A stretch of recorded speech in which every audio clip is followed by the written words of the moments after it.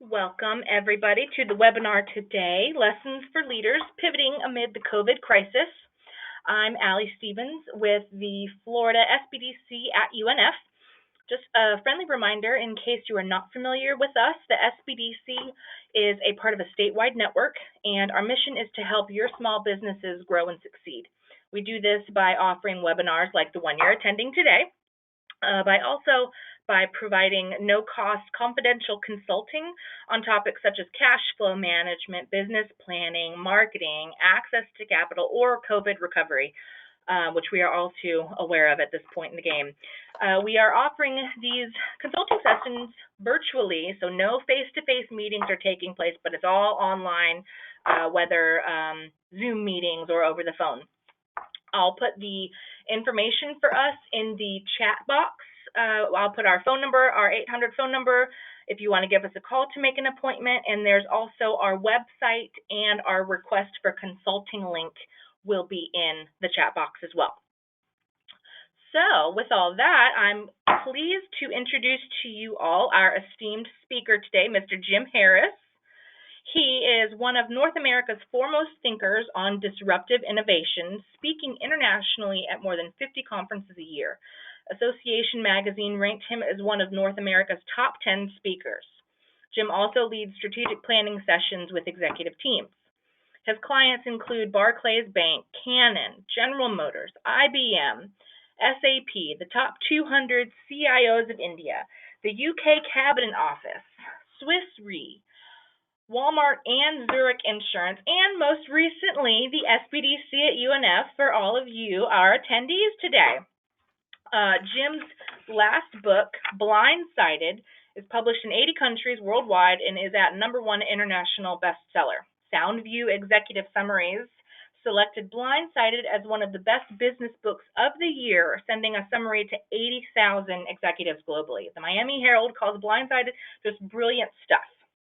With that, I will hand it over to Mr. Jim Harris. Thank you.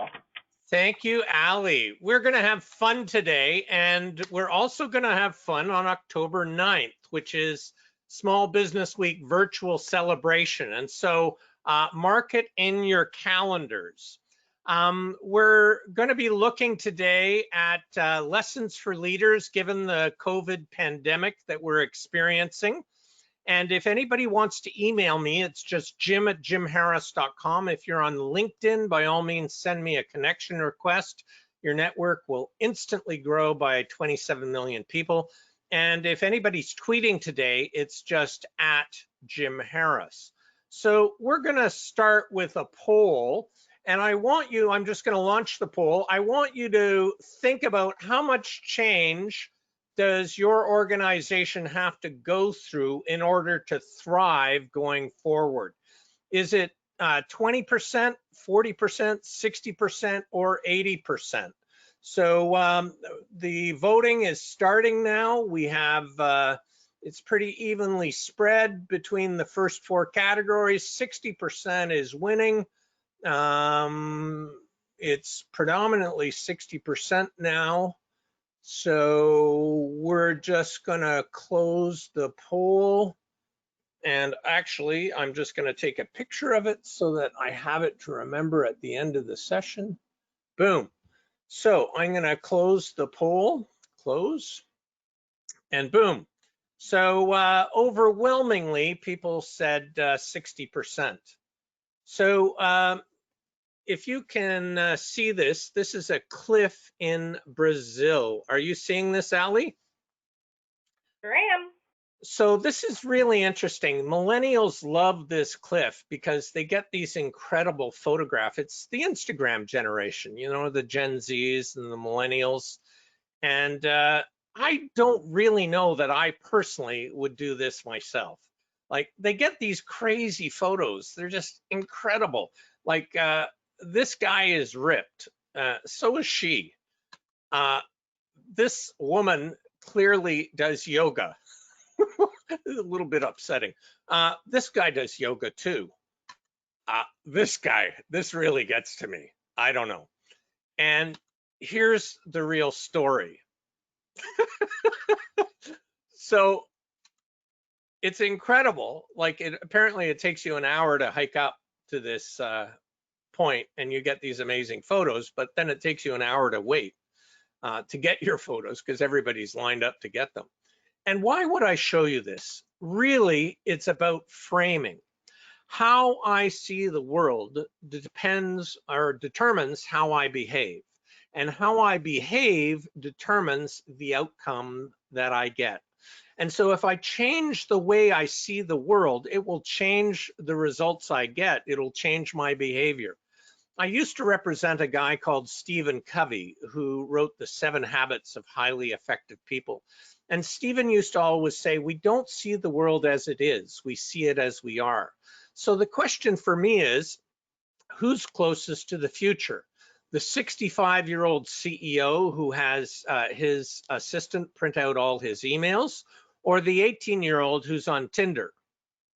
Who does all the strategic planning? Who's most disenfranchised from strategic planning? Is it any wonder we only get incremental change? Now, I don't want to be ageist and suggest just because you have gray hair, or in my case, getting to be no hair, that you can't change the world. It's really more a mindset. But do you have the mindset of being a lifelong continuous learner? Because this COVID crisis is forcing every business leader to learn new things, to change the way their business works. So our agenda for today is perspective, which we've already covered, digital transformation, impossible and possible mindsets, types of innovation, and personal actions going forward. So I want to argue today that the COVID crisis has hypercharged digital transformation, mobile first, and being an AI-centric company. And we're going to look at this. This is going to be our central theme today. I'm only going to talk for about 10 minutes here, more minutes, and then we're going to have a Q&A session. And you can type any questions that you have into the question box at any time. And when we pause, Ali and Maurice are going to look at those. And if one question has been asked multiple times, that will be the first one that's asked. And we'll have a little period. So we're not going to have to wait till the end of 50 minutes to ask any questions or have any of that interaction. So as we go through this, think about it. So back to our premise. The COVID crisis has hypercharged digital transformation, mobile first, and being AI-centric. This is my favorite cartoon by a guy called Tom Fishburne, who does this cartoon called Marketunists. And here we have a CEO talking to the executive team saying, digital transformation is years away. I don't see our company having to change anytime soon. And this huge wrecking ball of COVID coming at them. I'm going to argue today that the toothpaste is out of the tube. It's never going to go back in. The genie is out of the bottle.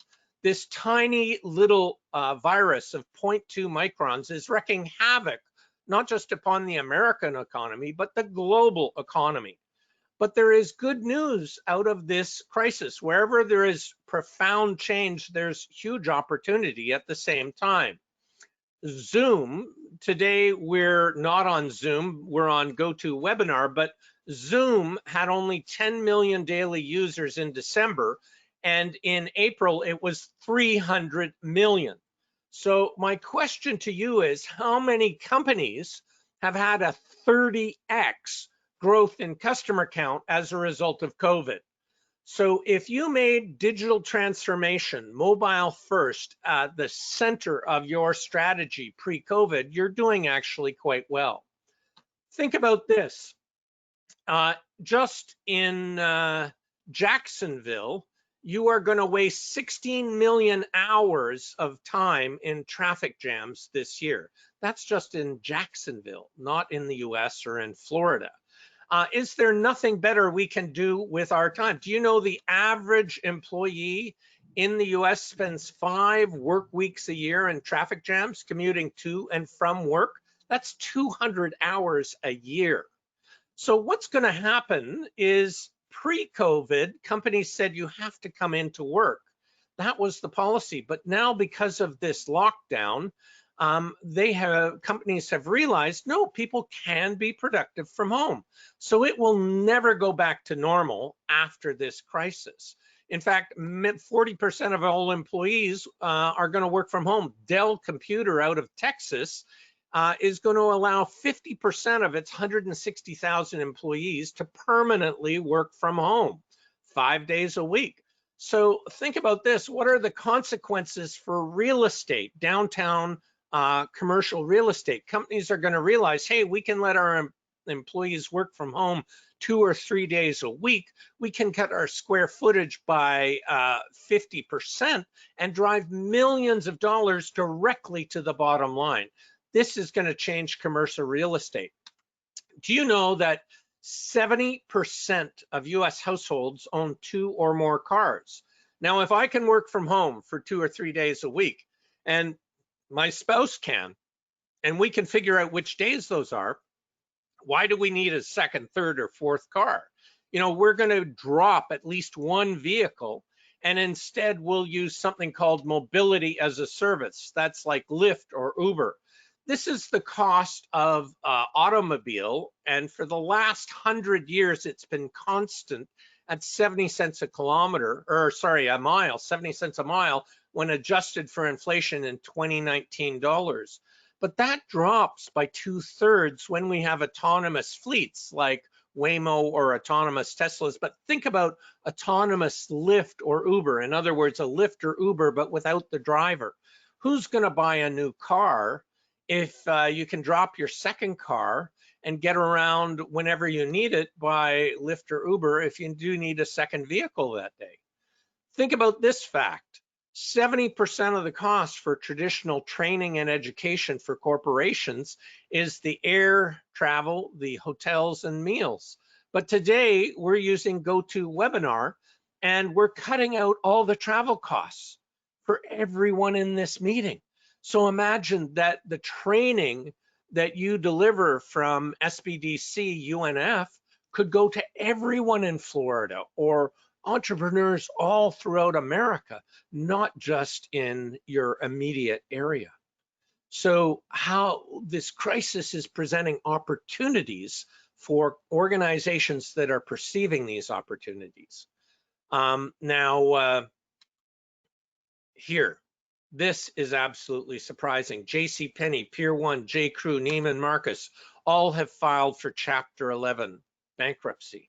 And in fact, UBS, the financial analyst firm out of Switzerland, predicts that 100,000 retail locations are going to close directly because of the COVID crisis. It won't all happen immediately because some of them right now are zombie. In other words, they're dead, but they're just going to limp along until their leases finish. 100,000 retail locations throughout the US will close because of this COVID crisis.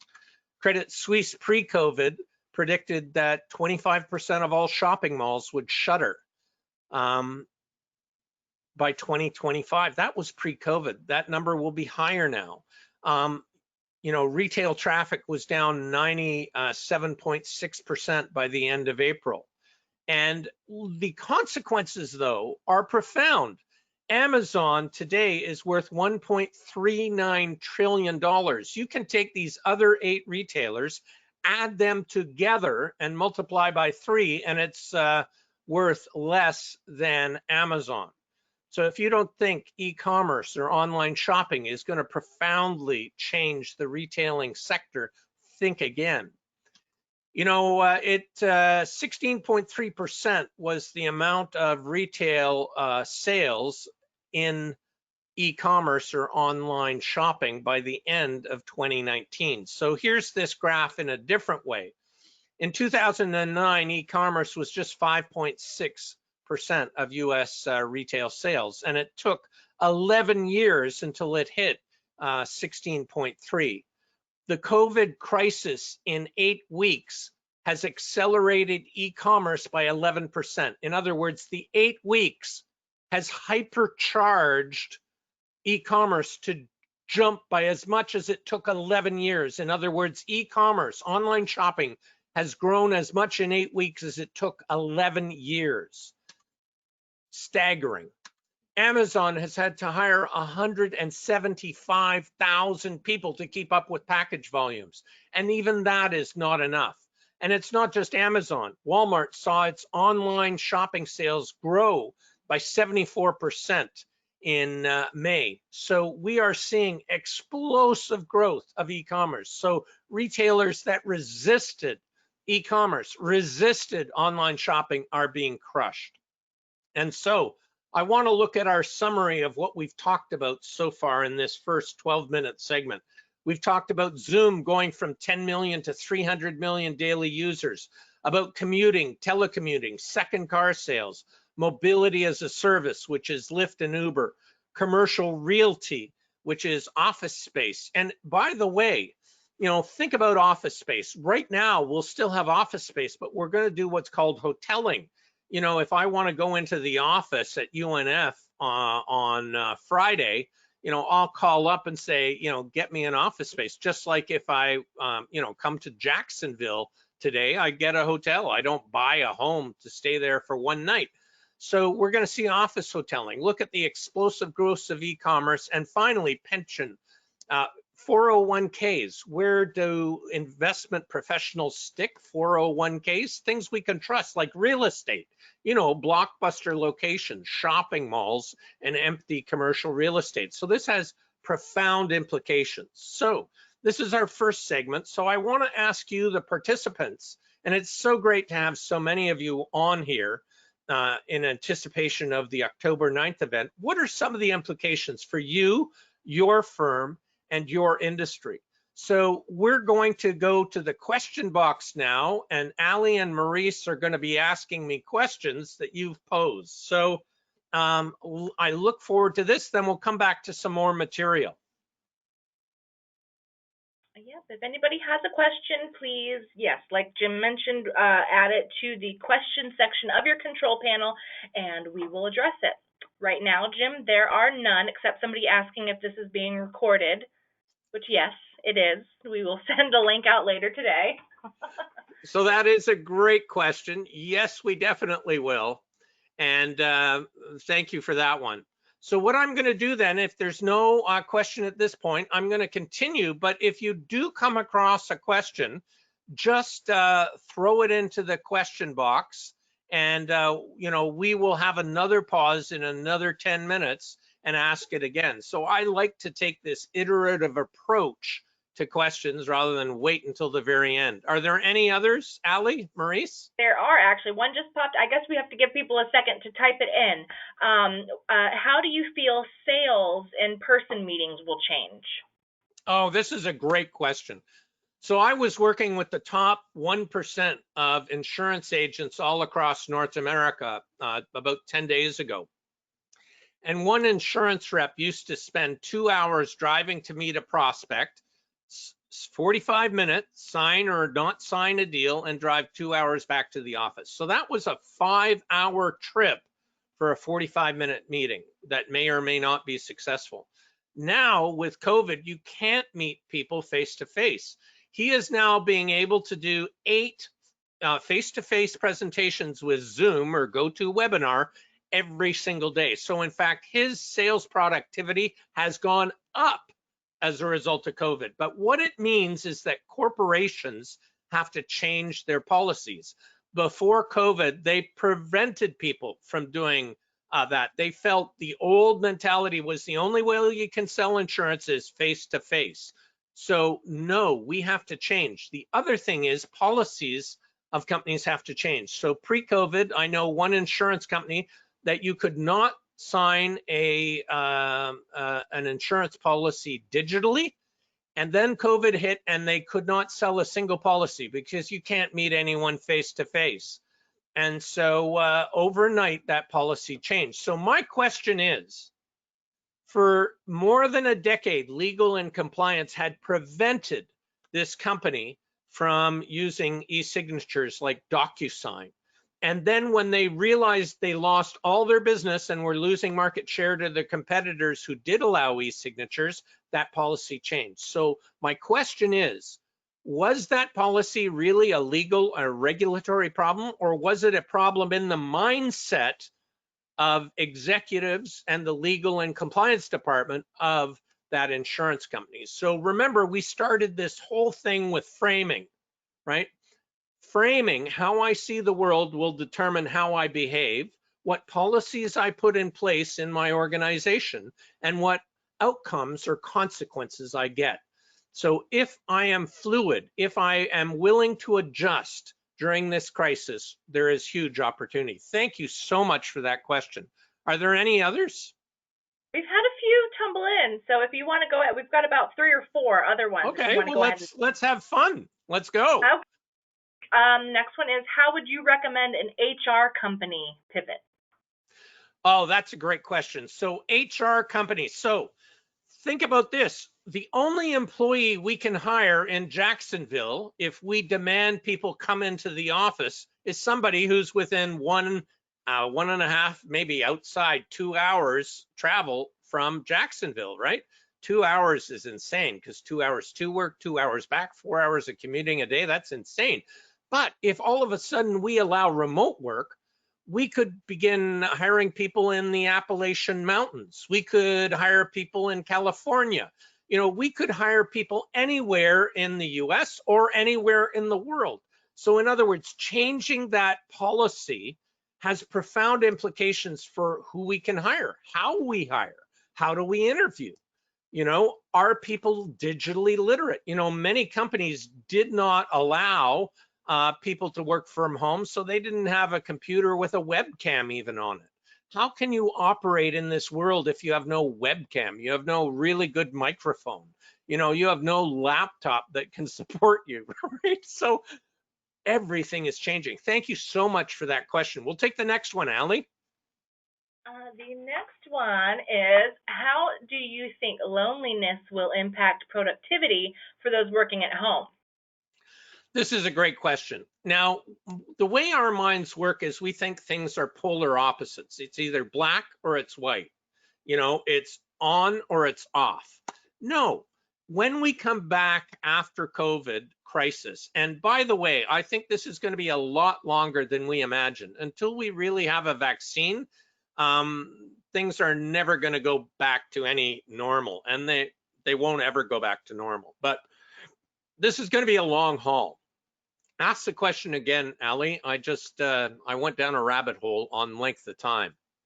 That's okay. How do you think loneliness will impact productivity for those working from home? Thank you so much. So it's not going to be an either or. You know, when we do come back, let's say I do live 2 hours away from Jacksonville, which is a long way. I work from home 4 days a week, and 1 day a week I take the horrific 2 hour trip in, work at the office with people all day, and take the 2 hour trip back. So we will have hybrid. You know, there will be a new equilibrium, a new balance. It's not going to be an either or, it's going to be an and. It's just the balance will change. So it's not everybody's going to be working remotely for all time, unless of course you have somebody who's working in the Appalachian Mountains, right? They're only going to come in once a quarter, not once a week. But it's going to be different. So we will have still, so we are social animals. People are social animals. So we're going to want to be in the office at some point in time. That's just not all the time. Let's do the next question, Allie. Okay, and I'm just reading this as it is written here. I don't know how to phrase this as a question. It's talent as a service.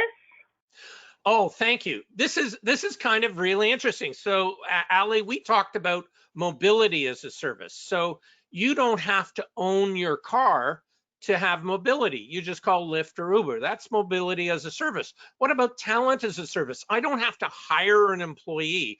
Like I want to create a marketing slide like the one behind me here for Small Business Week virtual celebrations by SBDC on October 9th. We don't have a graphic designer at SBDC UNF, let's say. It was probably Allie who did this. So instead, we go to something like Fiverr, F-I-V-R, and we put it out. We want to design this tile here to promote the October 9th event. Who wants to design it and how much are you going to charge? And somebody says, hey, I'll do it for 25 bucks. So you say, great. So this is interesting because I don't have to hire somebody at the University of North Florida to be on a $50,000 a year salary, and maybe we have work for them, maybe we don't. We just go out to Fiverr and get talent as a service, like on the spot, on demand, or it's also called the gig economy. So this is really interesting. This is a profound trend. Gig work, or talent as a service, is exponentially growing. So how, and this is really important for small business owners, right? As a small business owner, you can't afford $50,000 a year graphic designer on salary, but you can't afford $25 whenever you need it 5 times a year.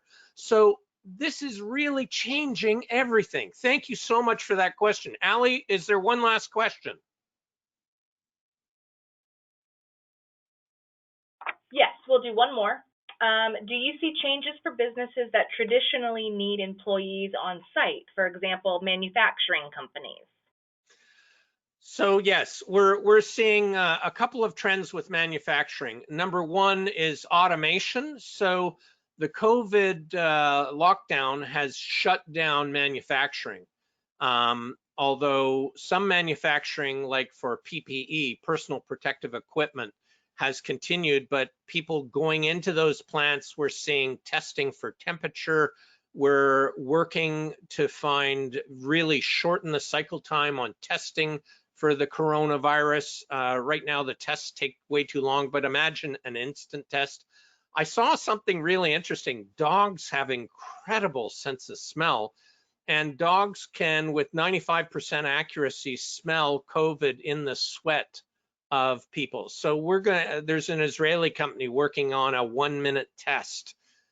So we're gonna see essential services have 1-minute testing for people coming into work.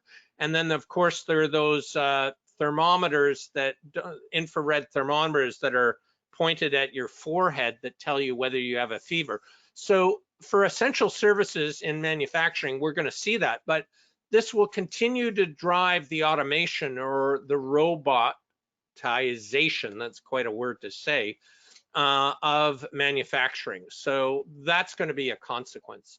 We're going to go back to material. Thank you for all these questions. We'll save up the ones we still have, Ali, for the second round of questions, and we're going to come back to material.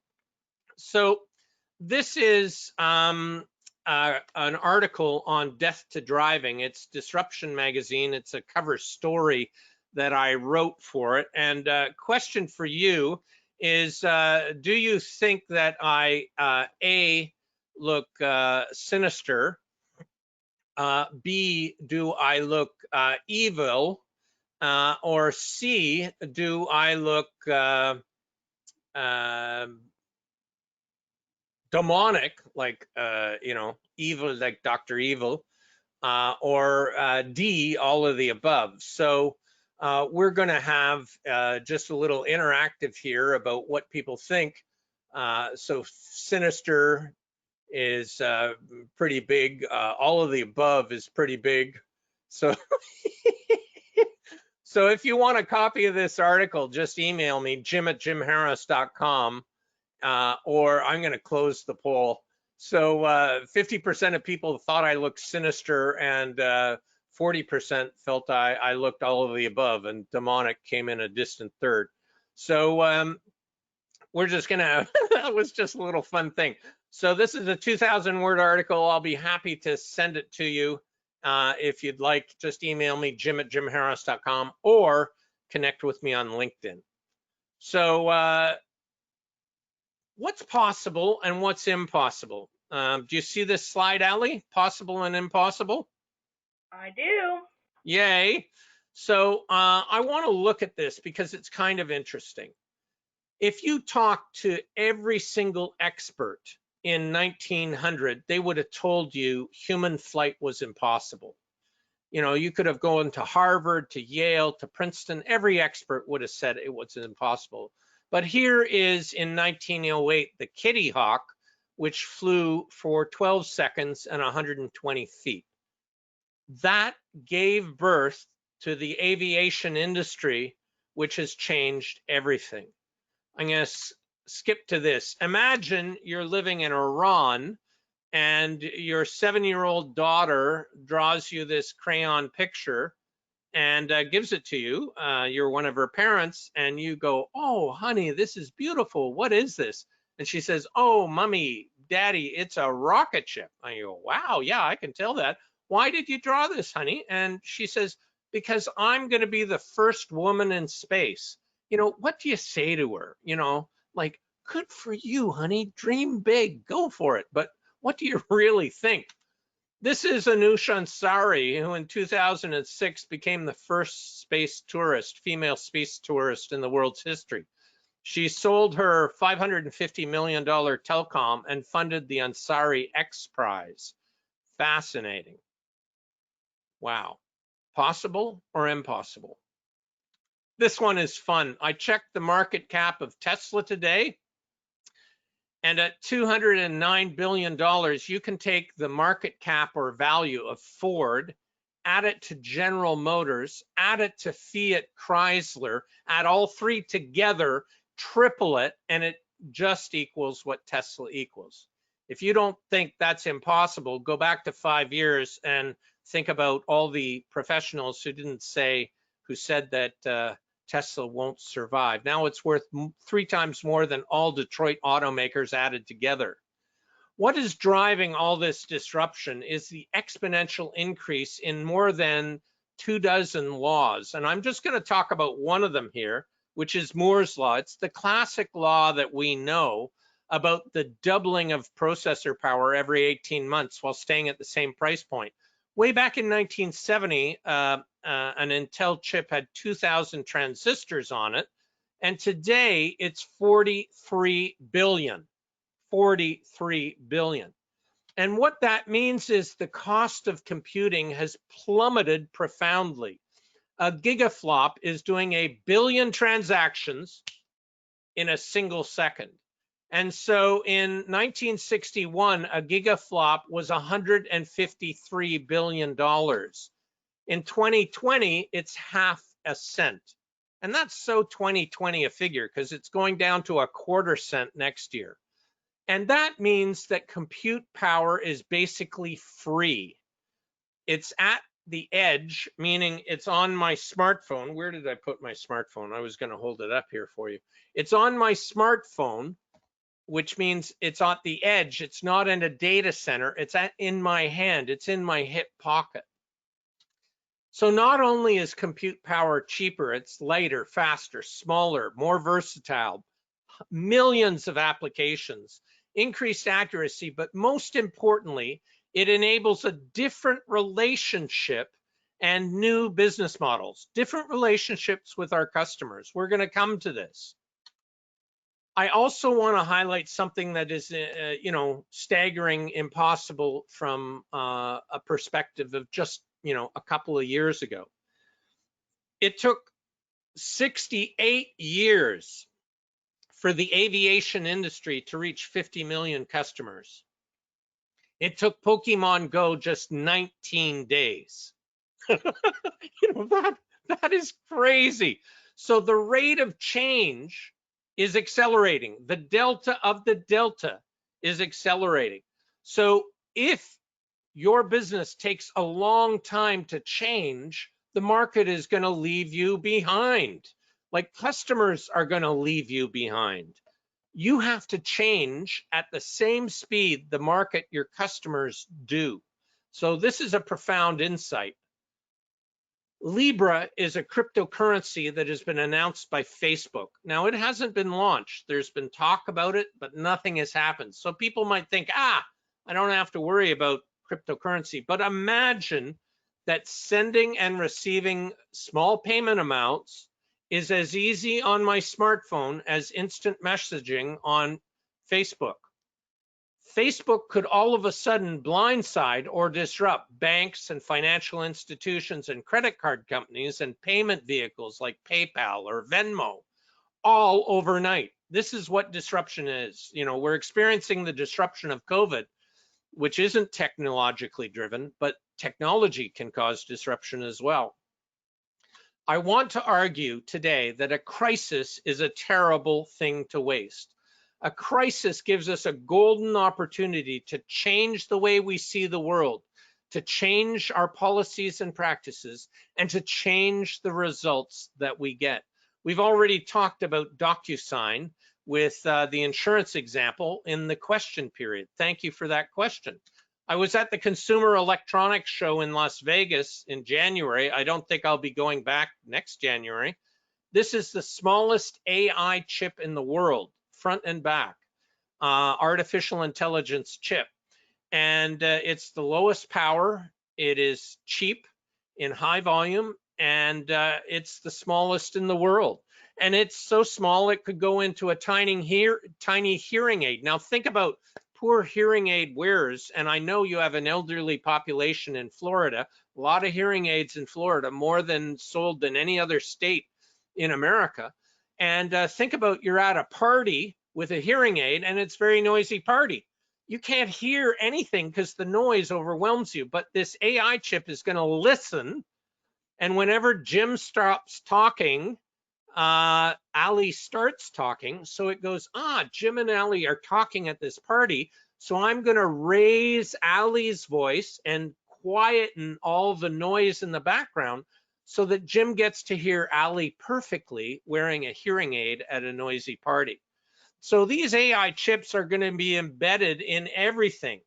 Right now, 500 million are being sold every year in our smartphones, and that's going to double by 2024 to a billion AI smart chips, AI, artificial intelligence chips. So what's going to happen is our smartphones are going to get smarter, and the applications are exploding. We're seeing, for instance, the medicalization of the smartphone. So here's a wild one. The University of Cambridge in England now has an application that listens to your cough and predicts from a huge data set whether you have COVID or not, just from the sound of your cough. If you take a high-res camera and a smartphone and just take a picture of somebody's retina, you can tell their gender, their age, their blood pressure, whether they're a smoker, are they at risk of a stroke or a heart attack. So think about the applications for insurance companies if you want to insure people, but you can't do the medical tests. You just get them to take a high-res picture of their own retina. Wow. Here is one. This is just a normal smartphone with a tiny little paper-based application that goes over the base of the smartphone, and the microphone is listening to the sound of inner ear movement of fluid in the child's ear and can tell if the child has an infection or not. You don't have to go to the doctor. So this is the medicalization of the smartphone. This is going to change everything. This is an antique brace. This is my father's drill. My father this is how he used to drill holes in wood. I still have it. It's in my garage. But when electric drills came along, all the companies that made braces went out of business. Why is that? Because the companies that made braces did not make the shift to electrification. And in the same way, companies that begin to use AI, artificial intelligence, and embed it in all their processes will outperform those that don't. So in other words, insurance brokerages that use AI will do better than insurance brokerages that don't use AI. It's not going to be that AI is going to replace all insurance brokerages. It's the ones that have AI and are using it will outperform them. This is a staggering stat.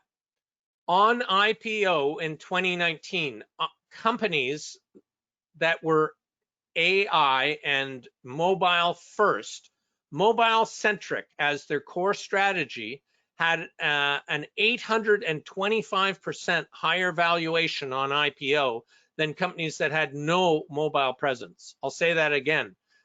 Mobile centric companies had a 825% higher valuation than those that had no mobile focus. This blows me away. I want to look at four things, and ask why. Excuse me for 1 second there. So the first issue is scaling. You know, Uber is worth more than every taxi cab company in North America added together. Why? Because, you know, millions and millions and millions of people in North America have the app, whereas taxi cab companies are all trying to develop their own app. And I'll never download, you know, 3,000 different taxi apps and key my data in with my fat thumbs to each one. No, the taxi cab companies don't get it that the rules have changed. They have to work collaboratively to have a single taxi app to really scale. The second one is the supercomputer. In 1997, IBM's Deep Blue beat Garry Kasparov, the Russian Grandmaster World Chess Champion. That was a $100 million project by IBM. That supercomputer at that time, I now have more power on my smartphone than IBM's Deep Blue, and that was $100 million. So if companies are choosing not to have smartphone applications and make smartphone the center of their marketing strategy, they are choosing not to access the supercomputer in every single customer's purse or pocket. Location and expectation. This one is kind of interesting. The biggest app by revenue, except outside of gaming, is Tinder. What does Tinder do? It uses location to match you up with other people in your local area. So that location-based marketing is absolutely essential. Tinder is the #1 dollar volume application by outside of gaming applications. So think about then using location, but with different applications. So OfferUp and Let Go are like Craigslist or eBay that or Kijiji that allow you to buy and sell things locally that use the GPS of your smartphone to sell or buy things. So this is really interesting. How could you use the location functions of your smartphone to sell locally? And finally, Gen Z and millennials, the two youngest demographics, they use smartphones for everything in their life. In other words, they are smartphone centric in their lifestyle. They use smartphones for taking photos, gaming, connecting, texting, sexting, dating, movies, music, video, maps, weather, buying and research, health and fitness, transportation like bike share, Uber, Lyft, scooters, reading books and magazines, work and leisure, payments, social media, you know, keys to the car, starting the car, navigating, ways, investing. And by the way, it's a phone too. Wow. So if you don't use mobile first to reach your customers, you're choosing not to reach these two demographics, Gen Zs and millennials, who do everything with their phone. 24 hours a day, they have it on them. It is the Swiss Army knife of modern day life. And during the pandemic, global business apps went up by almost 100% in terms of download. This is from App Annie. So we're going to take questions here in a minute. So be typing in your questions. You know, Uber, let's just look at the impact of Uber. The largest taxi market in all of the US is New York City. And this is the number of rides on traditional yellow taxis compared to Uber and Lyft. So you can see the dramatic decline in yellow cab rides and the explosive growth in Uber and Lyft rides.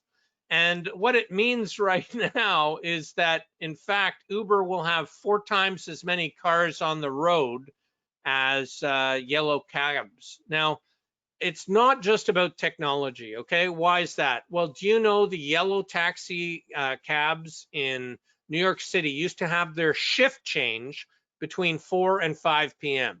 In other words, when we as customers most need a taxi to go home or to go somewhere, there are no taxis available. In other words, it's not just about technology, it's about customer orientation. But look at the impact on customer ratings.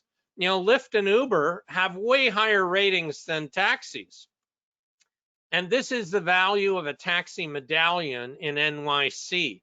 $1.1 million is what medallions or license plates used to sell for in 2013, down to $110,000 today.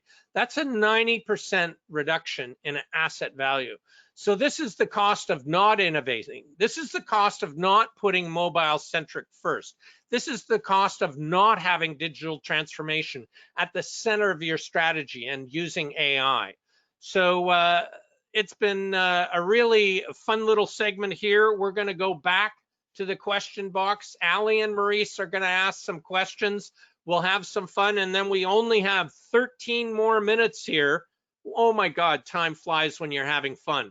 So if you have enjoyed today's session, make sure you mark in your calendar the October 9th Small Business Week virtual celebration, where I'm going to be presenting again. So we're going to go to questions from Ali and Maurice. Do we have any, Ali? We've got a couple left over from the previous session. Large real estate projects are very linked to hospitality, restaurant, and lifestyle businesses. Ideally, you don't just build a hotel, but you have the restaurants and the street vibe to support it. How do you see that evolving in the next several years? Well, the hardest hit are going to be large event gatherings. So, for instance, the in-person event for Small Business Week celebration, we're going to have to do it virtually. Concerts are having to move online. But I've participated in an online conference that was 3,000 people around the world, and the price point changes. This is where the opportunity lies. So these conferences, which I've attended, used to be about $5,000 for 3 days, and you could get this online for $150. So you can end up having more people at the event at a price point that's a tiny fraction and actually have a sustainable business model. Now, if you have to physically be somewhere like hotels, hotels will be very hard hit. Cruise ships will be very hard hit. Stadiums will be very hard hit. But sports events will have to pivot. Maybe we'll have the sport event, but we just won't all be in the stadium. We're going to be watching it online. We'll have a pay-per-view model for watching a football game or a basketball game. But there are certain industries that are going to be hard hit, like hospitality, restaurants. If you physically go to a restaurant, they'll end up seating maybe half the people they used to seat.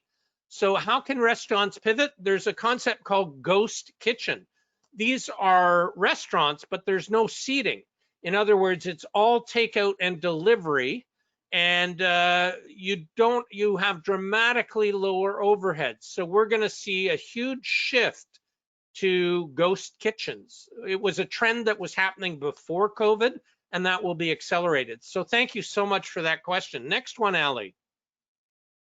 We've got, I am a multidisciplinary teaching artist. What do you see happening with things like community arts or experiential things like theater or high-touch jobs like teaching arts? Well, that's a great question. We have to try to bring to the online experience an experience of art. So, the teacher would be showing how they do brush strokes in watercolor, how they do pottery. Yes, it is more challenging, but we can do it. What is going to hold us back is ultimately a vaccine. And 10 years ago, it took on average 10.7 years for a vaccine to be created. Now, we've radically improved with technology how fast we can sequence genomic information, and the collaboration that we're seeing with medical professionals and research facilities all around the world has never been better. But it's going to take, the most aggressive estimate I've seen is a year, and more realistically, 2 years to get a vaccine. And life can go back to normal in 1 to 2 years. So 1 year from, let's say, when we began to see the virus emerge in the lockdowns out of Wuhan in China.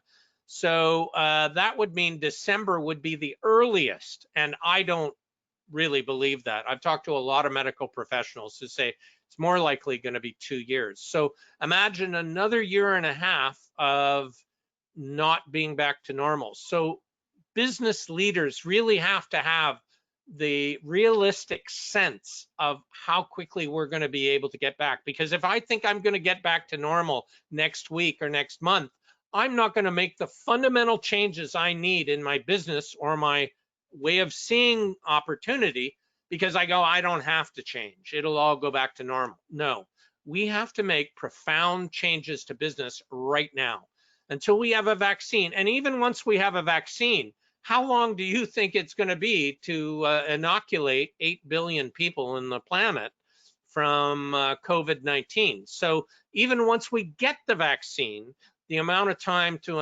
inoculate or to give the vaccine to everyone is going to take months, if not years. So it is going to be a very long process to get back to normal. Thank you so much for that question. Do we have one last one before we finish out our webinar? Yes, we've got a couple here. I'm trying to cruise through the best ones. Do you have any thoughts on how the digital divide, both the economic demographics and rural locations without connectivity, can be addressed? So this is a really interesting question. Tesla, Elon Musk is about to launch a suborbital set of satellites with SpaceX that will go give internet speeds to rural areas that's 100 times faster than what they have right now. So again, SpaceX has dramatically lowered the cost of rocket and satellite launches by a factor of 10x. So these are these technology trends, different ways of working and thinking. So rural areas are going to get the kind of bandwidth speeds they deserve, like everybody else. Thank you for all your questions. We may have one more chance for them, but I want to race through our final set of material here because we only have 6 more minutes. So if you stop people on the street and say, hey, what's innovation? What's innovative? They'll answer the iPhone. 75% of the people will answer about a product, not just the iPhone, but that'll come to mind. The iPhone isn't innovative. It was in 07, not so much now. Samsung is way ahead. But 75% of the focus in companies is also focused on product. And it only yields 10% of the value. 90% of the value is in these other 4 areas. And let's just start with business model innovation, okay? So, we've already talked about the taxis. Every single taxi company is spending $250,000 to create their own app. But I'm not going to download 19,000 taxi apps from taxi companies around the world and key my data into each one. It's ludicrous. They don't get the game has changed, right? It's like Lord of the Rings. I want one ring to rule them all. If they created a global taxi app, I'd download it. This is business model innovation. They have to see the market in a new way. They have to see competition in a new way. They have to work collaboratively, globally. The benefit is they'd only have 1/19,000th the cost if they work together as an industry around the world. Now, if we're focused on business model innovation, if I can deliver a person from point A to point B with a driver and a car, could I deliver a burger? Let's call it Uber Eats. Uber Eats grew by 89% last month, year over year. So it is exploding. That's offering huge opportunity. Taxis aren't getting this because they're innovating at the product level, not the business model level. What about manila envelopes and bankers boxes? If I can deliver people, if I can deliver burgers, could I deliver, manila envelopes and bankers boxes? Let's call it Uber Courier. How about Uber Pet? Like, who really wants to go and sit in a veterinarian's office for 3 hours with other people who are coughing. You just call Uber Pet if Buffy is sick, takes it to the vet. Vet calls you, you decide what to do with Buffy, you know, the surgery or whatever, and then they stay overnight, and then Uber Pet picks up Buffy and brings her home. Like Uber Pet is working in markets right now. So if I'm innovating at a business model level, I can keep disrupting different industries. I'm going to skip over for time's sake. Tesla is now selling insurance in California. Does this mean that the car company is now an insurance company? Yes, got to watch out. Let's talk about business process for just 3 seconds. You know, in the insurance industry, if you had a car accident, in 1990, it took 8 weeks until you got your check in the mail.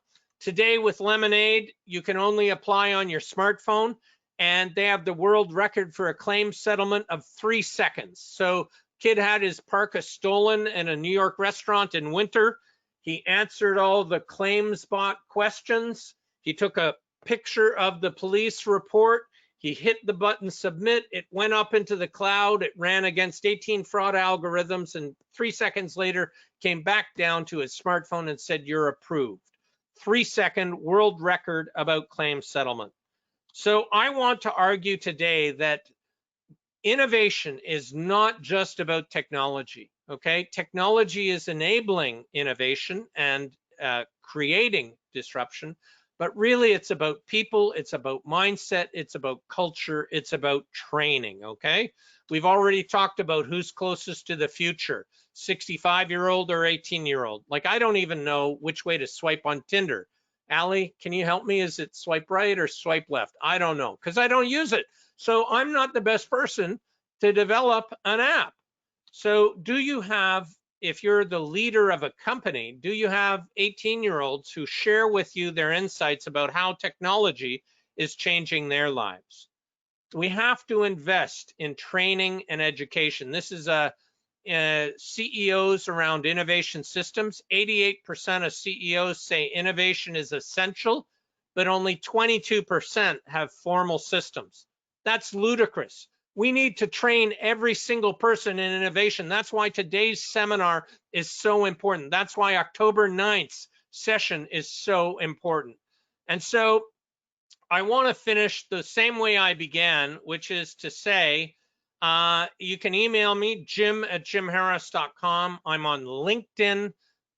Send me a connection request, mention the SBDC seminar here today, and I'll connect with you. And I want to finish with this poll by asking people, okay, now that we've had the seminar, how much change do you feel we need to go through to thrive in 5 years' time? I'm going to launch the poll. Is it 40%, 60%, 80%, or 120%? And with 120%, really what that means is we have to change 100% within the next 5 years and then change again. So people are already voting on this.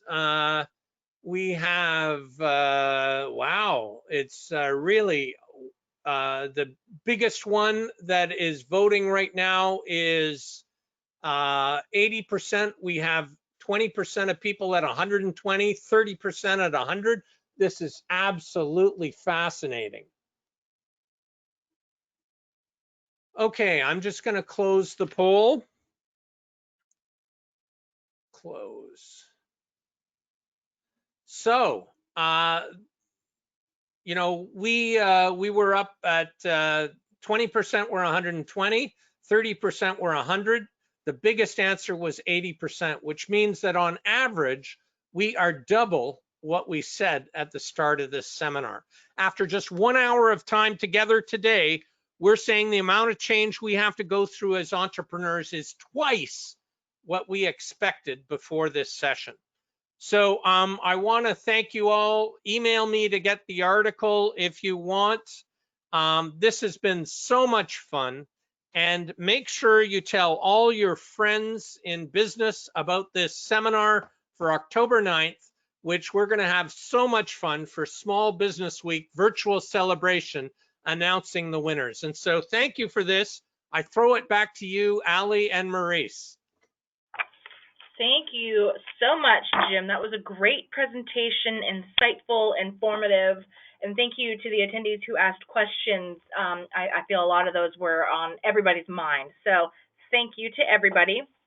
And as Jim has mentioned, if you have found this presentation as educational and engaging as we did, then please stay tuned for the 28th Annual Small Business Week virtual celebration on October 9th. Registration info is coming soon. We are finalizing everything.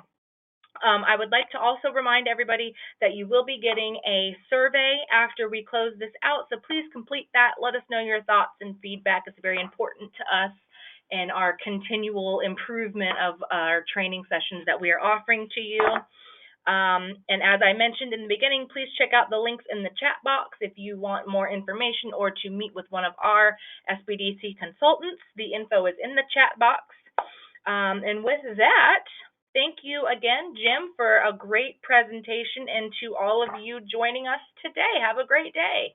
Allie, thank you so much for all your facilitation, and Maurice. Thank you, Jim. Thank you, guys. Everybody will have a good afternoon. Bye.